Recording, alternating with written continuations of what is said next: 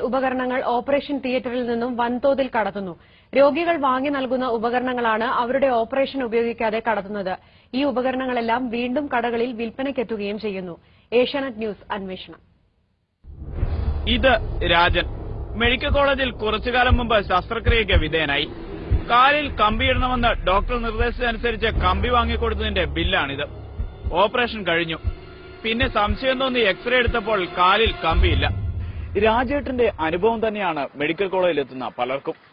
എവിടെ പോകുന്നു ഇവർ വാങ്ങി നൽകുന്ന സർജിക്കൽ ഉപകരണങ്ങൾ? ഇതാണ് മെഡിക്കൽ കോളേജിലെ അസ്ഥിരോഗ വിഭാഗത്തെക്കുറിച്ച് അന്വേഷിക്കാൻ ഞങ്ങളെ പ്രേരിപ്പിച്ചതും.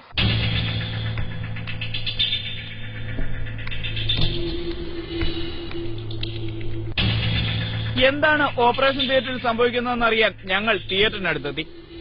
തിയേറ്ററിന് മുന്നിൽ ഓപ്പറേഷൻ യൂണിഫോമിൽ ആശുപത്രി വികസന സമിതിയുടെ സർജിക്കൽ ഷോപ്പിലെ ജീവനക്കാർ നിൽക്കുന്നു. എന്തിനാണ് ഇവർ തിയേറ്റർ യൂണിഫോമിൽ നിൽക്കുന്നതെന്ന് മനസ്സിലായില്ല. കുറച്ചു കഴിഞ്ഞപ്പോൾ തൊട്ടടുത്ത് മറ്റൊരു ജീവനക്കാരനും വന്നു.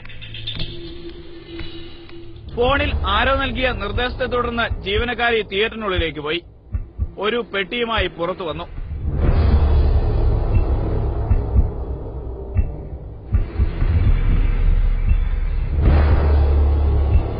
തുടർന്ന് കൂടെയുള്ളയാൾക്ക് കൈമാറി.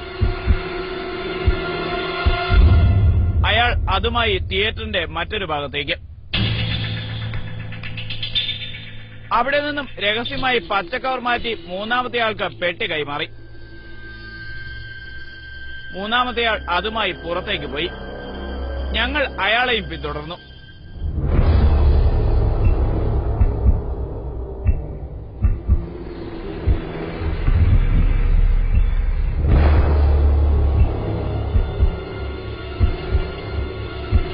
കണ്ടെത്തിയത് പുറത്തുള്ള സ്വകാര്യ സർജിക്കൽ കടയിൽ.